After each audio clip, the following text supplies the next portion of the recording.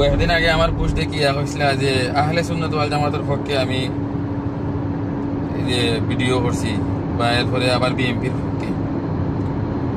BNP আমাদের এলাকায় এখনো যে কাজগুলা করে গেছিল আজ থেকে 20-22 বছর আগে, এগুলো আমাদের এলাকায় এখন স্মৃতি হয়ে এখনো আসে।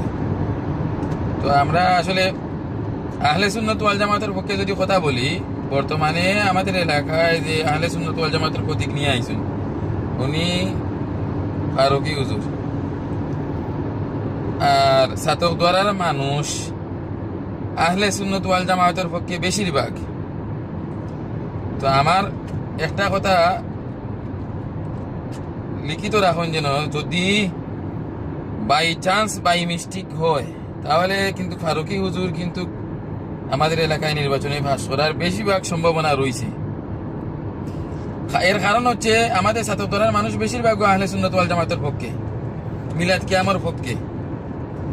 আর আমাদের বর্তমান যে সমাজ ব্যবস্থা, যেটা মানুষ যে মিলাদ কিয়াম মসজিদের যে আগে যেগুলা ছিল এগুলা বর্তমানে উঠে যাচ্ছে, আর মানুষের চায় না যে এগুলো।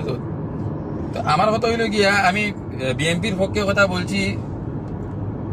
আমরা মূলতই বিএনপিকে আগে লালন করছি, এখনো লালন করি, কিন্তু বর্তমান যে ইসলামর নাম ভাঙ্গিয়া যারা এখন বর্তমানে নাম ভাঙ্গিয়া যারা এই যে নির্বাচনী প্রচার প্রচারণা করতেছে ইসলামের নাম ভাঙ্গিয়া, এই কথাটা বোঝানোর জন্য আমি বলছি যে বর্তমানে যে ফারুকি হুজুর আর জামায়াতে প্রার্থী বিরাট ব্যবধান হইব।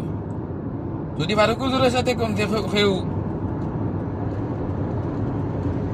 প্রতিযোগিতা করে তাহলে কলিমুদ্দিন আহমদ মিলন দানব শিশর, আমাদের সাথে মানুষ আগেই যে বিয়ে পক্ষে ছিল এখনো আছে। তো আমি এটা বলতেছি, যদি যদি প্রতিযোগিতা হয় তাহলে ফারুকি হুজুরের সাথে হবে। এটা আজকে নয়, নির্বাচনের তফসিল তো ঘোষণা করা হয়েছে, 12ই ফেব্রুয়ারি নির্বাচন হবে বাংলাদেশে। আমরাও দোয়া করি 12ই ফেব্রুয়ারি নির্বাচন হোক। এটা নির্বাচনের পরে সবাই দেখবেন যে কার সাথে যে কথা হয়েছে, ফারুকি হুজুরের সাথে নিনা জামাতের পক্ষে। জামাত আমাদের এলাকায় জানি না যে কতটুকু প্রতিযোগিতা করতে পারবে, তবে আমার ধারণা, আমার মনের যে আকাঙ্ক্ষা, এটা আমি বলতেছি যে ফারুকি হুজুর প্রতিযোগিতা করবেন যে মিলন সাহেবের সাথে।